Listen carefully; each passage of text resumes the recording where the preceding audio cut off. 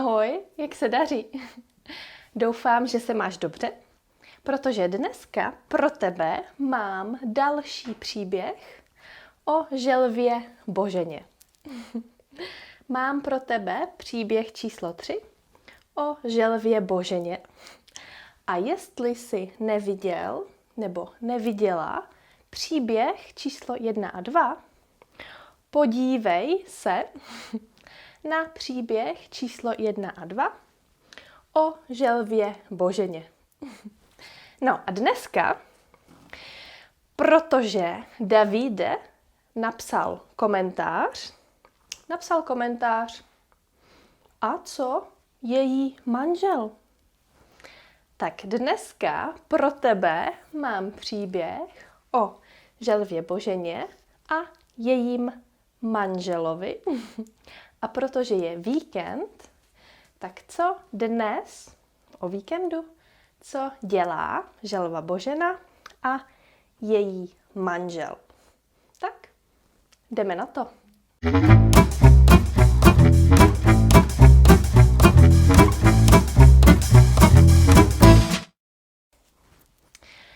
Želva Božena je vdaná.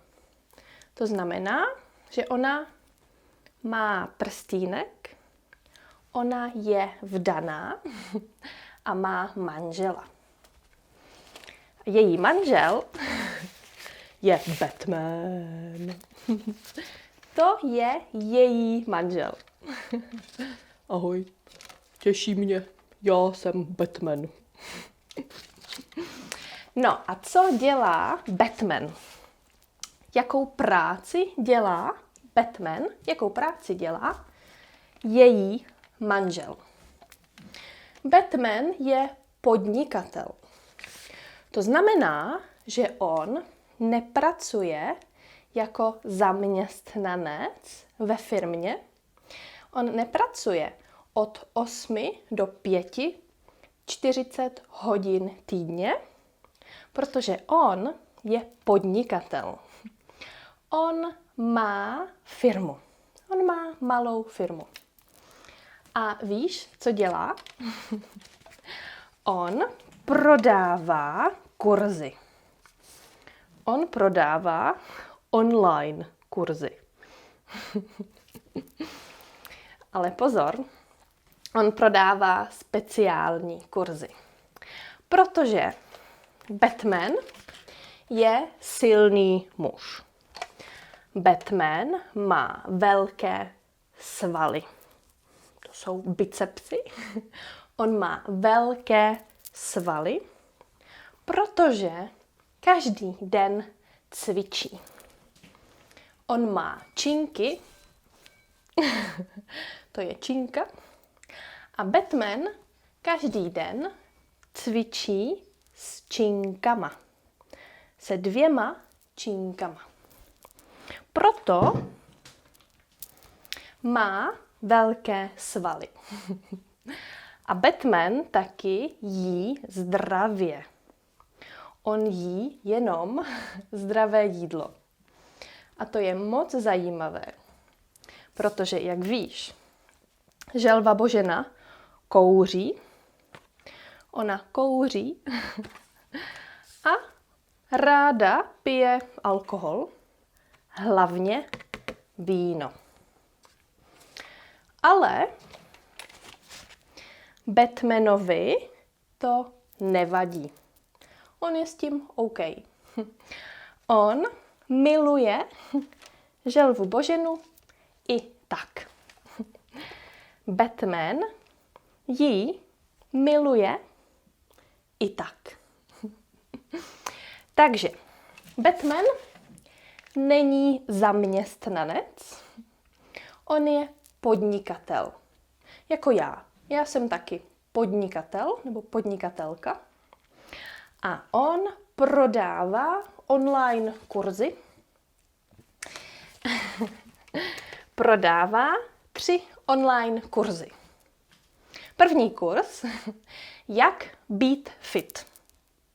To je normální, ne moc drahý kurz, jak být fit. Druhý kurz, Zapomněla jsem, jak být fit. Druhý kurz. Jak mít sexy svaly. To je velmi úspěšný. To je fakt úspěšný kurz. Jak mít sexy svaly.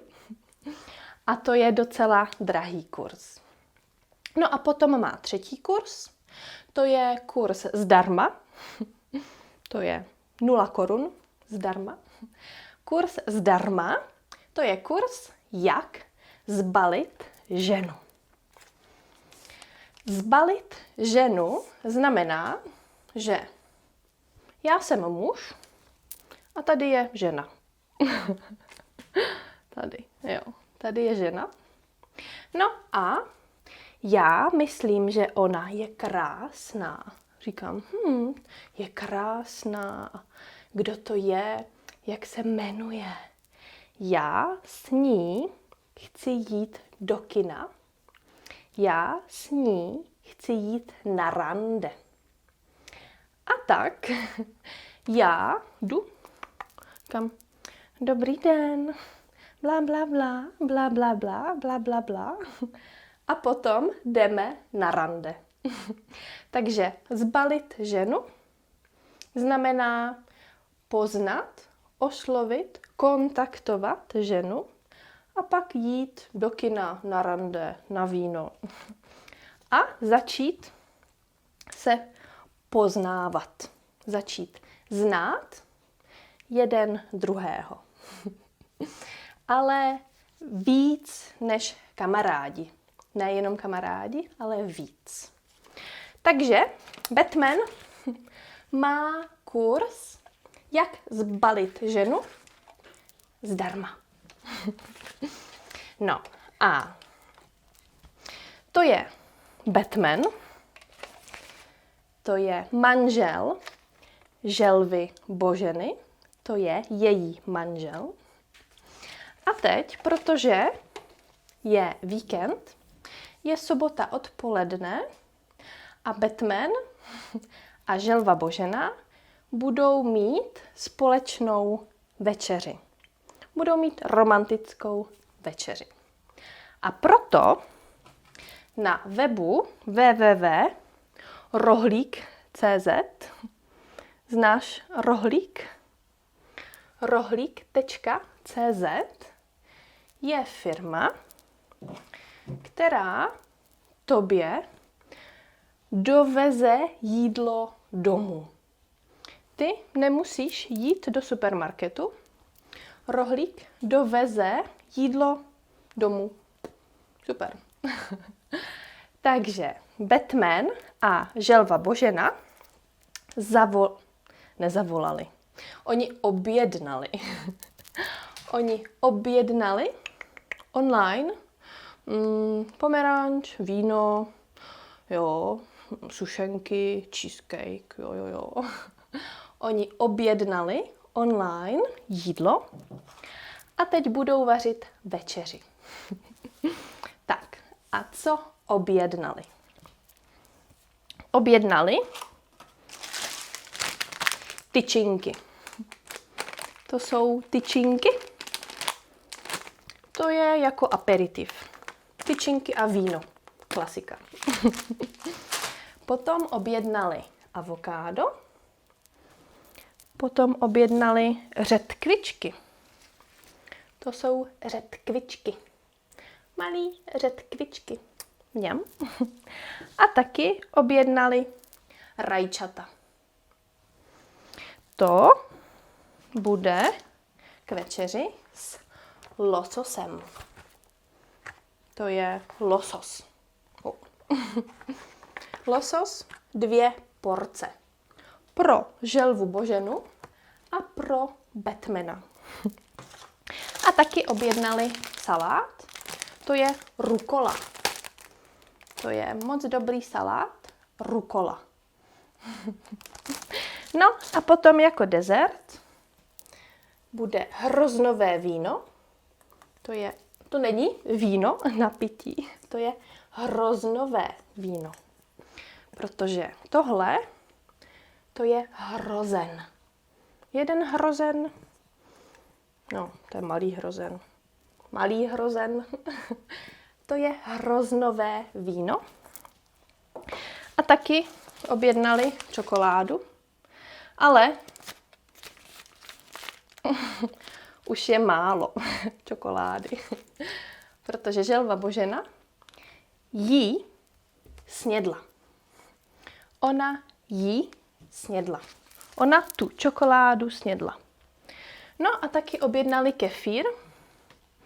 Kefír to je k snídani. To je zítra k snídani.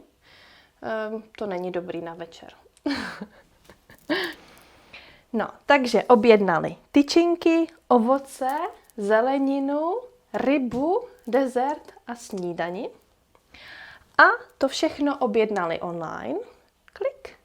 Klikli na objednat.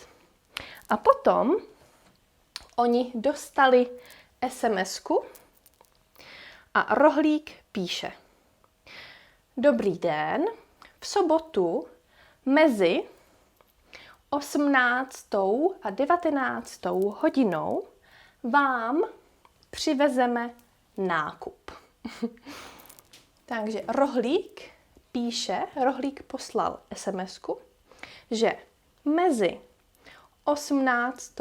a 19. hodinou rohlík přiveze nákup domů. Potom rohlík telefonuje a říká: Dobrý den, rohlík.cz, mám pro vás nákup. Nebo mám pro vás jídlo, mám pro vás objednávku. A tak Batman, protože Batman mluví po telefonu, želva Božena nechce moc mluvit. A tak Batman říká: Dobrý den. Super, hned jsem dole. Hned teď? Hned jsem dole. Protože on musí jít dolů. Do přízemí. Takže Batman říká: Dobrý den, díky, hned jsem dole. Potom zaplatí a má všechno jídlo doma. A teď želva Božena a Batman budou mít romantickou večeři.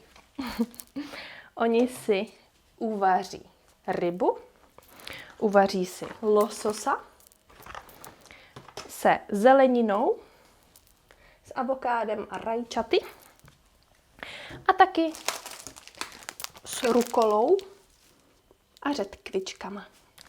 Bude rukola, řetkvičky, zelenina a jako dezert hroznové víno, možná čokoláda. A taky budou, to jsem zapomněla, budou tyčinky jako aperitiv. No, takže teď Batman a želva Božena čekají na rohlík.cz, oni čekají na nákup a potom začnou vařit večeři. No a to je všechno. To je konec dnešního příběhu. Tak a teď pro tebe mám úkol. Chceš vědět, jak se Batman a želva Božena seznámili? To znamená, oni předtím se neznali. Želva Božena bydlela sama, Batman bydlel sám a potom dobrý den, já jsem Božena, já jsem Batman. Oni se seznámili a dnes jsou manželé. A ty chceš vědět, jak se seznámili? Já taky chci vědět, jak se seznámili. Napiš mi tvoje nápady do komentáře a příští, ta další epizoda bude podle tvých komentářů.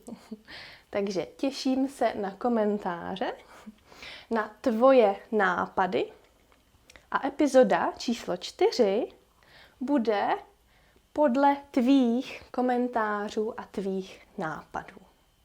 No a jestli se ti líbí příběhy a chceš studovat víc češtinu, tak jsem napsala Learn Czech Cases with Stories a to je v e-shopu Slow Czech.